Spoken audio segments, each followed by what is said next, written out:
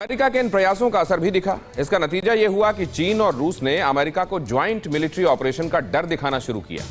Corona काल में जब सारी चीजें डीरेल्ड हुईं, तो लगा कि अब अमेरिका और चीन के बीच ही आर पार की लड़ाई हो जाएगी, लेकिन पुतिन के मन में कुछ और पक रहा है। वो फिर से बीजिंग के करीब हो गए हैं। सवाल यह है कि कहीं पुतिन के बदले बदले मूड के पीछे तालिबान तो नहीं।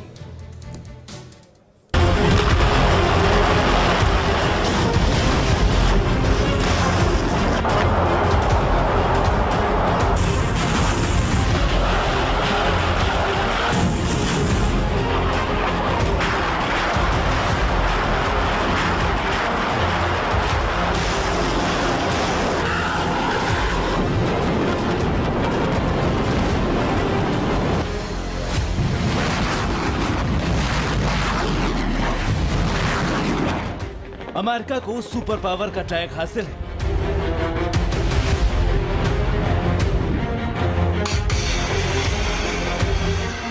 और इसलिए हासिल है क्योंकि मैदानी जंग में ऐसी कोई ताकत नहीं जो अमेरिका को हरा सके।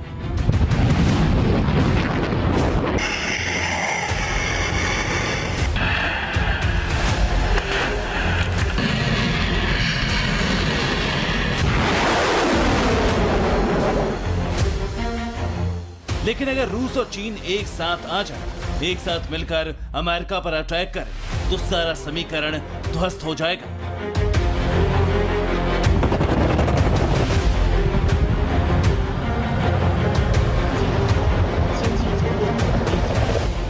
चीन के सेंट्रल इलाके निंगीशिया से एक ऐसी खबर सामने आई जिसे सुनकर व्हाइट हाउस और पेंटागन में हलचल तेज हो गई।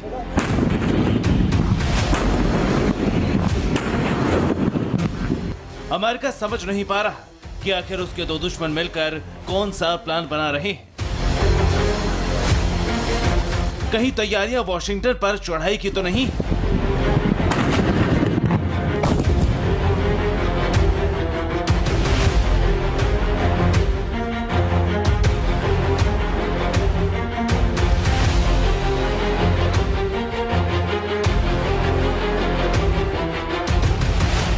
शिनजियांग से लगे बैटलफील्ड में पुतिन और जिनपिंग के ग्राउंड फोर्स के अलावा एयरफोर्स ने भी वॉर ड्रिल में हिस्सा लिया। तैयारी ऐसी थी जैसे दोनों सेना जंग के मैदान में कूदने जा रही हैं।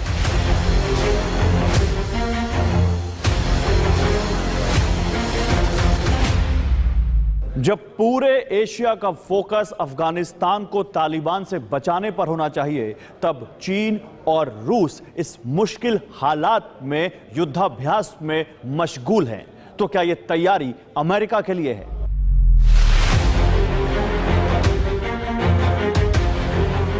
निंगशिया में 12 अगस्त तक चीन और रूस के 10,000 सैनिक जमा हैं। वॉर ड्रिल का फोकस रिकॉन्सेंस यानी जासूसी प्रैक्टिस और इलेक्ट्रॉनिक वॉरफेयर था।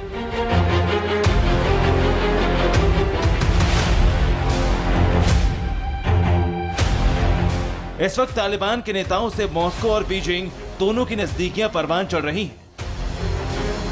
तालिबान के टॉप कमांडर्स के साथ पुतिन और जिनपिंग के मंत्री मीटिंग पर मीटिंग कर रहे हैं। कहीं ऐसा तो नहीं कि रूस और चीन के ज्वाइंट मिलिट्री डील का कनेक्शन तालिबान से है?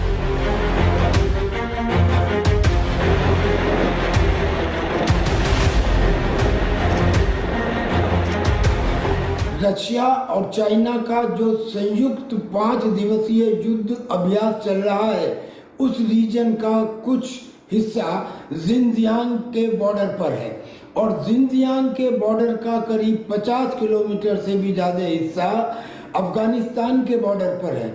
और अफगानिस्तान और जिनजियांग के इस बॉर्डर की कई चौकियों के ऊपर तालिबान अपना कब्जा जमा चुके हैं।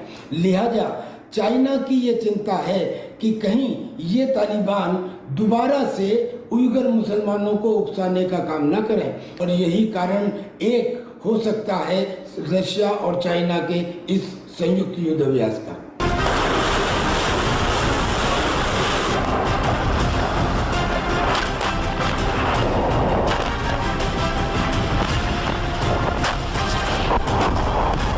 साल 2012 से चीन और रूस हर साल नौसैनिक युद्ध अभ्यास करते हैं। 2018 से लेकर अब तक ऐसे 3 मौके आए हैं जब चीन की पीपल्स लिबरेशन आर्मी ने रूस के एनुअल स्ट्रेटेजिक एक्सरसाइज में हिस्सेदारी की थी।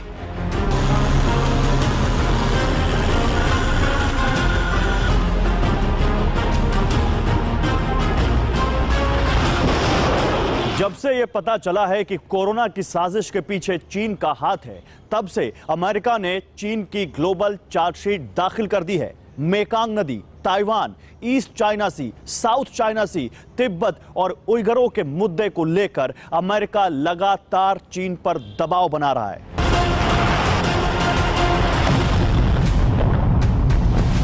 अब बात करते हैं तीनों देशों की ताकत की।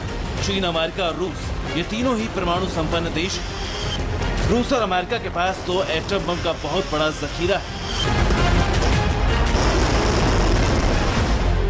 Stockholm International Peace Research Institute के मुताबिक दुनिया में सबसे ज्यादा परमाणु बम रूस के पास है, जबकि अमेरिका के पास भी 6000 से ज्यादा एटम बम है। चीन इस मामले में फिसड्डी और 2019 तक ड्रैगन के गोदाम में सिर्फ 290 एटम बम थे, यानी कि फ्रांस से भी कम। अब चाइना और रशिया के युद्ध अभ्यास से करीब करीब एक खुली चुनौती अमेरिका और उसके सभी सहयोगी देशों को हो गई है। अगर ये चुनौती इसी तरह बढ़ती रही तो फिर इससे इंटरनेशनल स्टेबिलिटी के ऊपर बहुत बड़ा खतरा हो जाएगा और बहुत मुमकिन है कि ये तीसरे विश्व युद्ध का कारण बने। चीन के न्यूज चैनल्स पर यह दावा भी किया जा रहा है कि बहुत जल्द रूस के सैनिक चीन आने पर पीएलए के बख्तरबंद गाड़ियां इस्तेमाल में ले सकेंगे। पीएम मोदी और व्लादिमीर पुतिन के रिश्ते बहुत अच्छे हैं। चीन चाहकर भी इस रिश्ते में दरार डाल नहीं पाएगा, लेकिन अभी तो दांव पर अमेरिका की इज्जत है। आने वाले दिनों में ये पता चल जाएगा कि चीन और रूस ने किस दुश्मन के साथ निंगशिया में वॉर प्रैक्टिस कर रहे थे।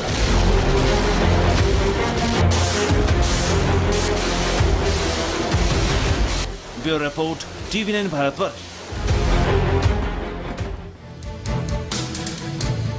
क्रूरता। चीन की सत्ताधारी चाइनीज कम्युनिस्ट पार्टी यानी CCP का DNA। अपनों के साथ बर्बरता के लिए चीन पूरी दुनिया में कुख्यात है और मौजूदा वक्त में उइगर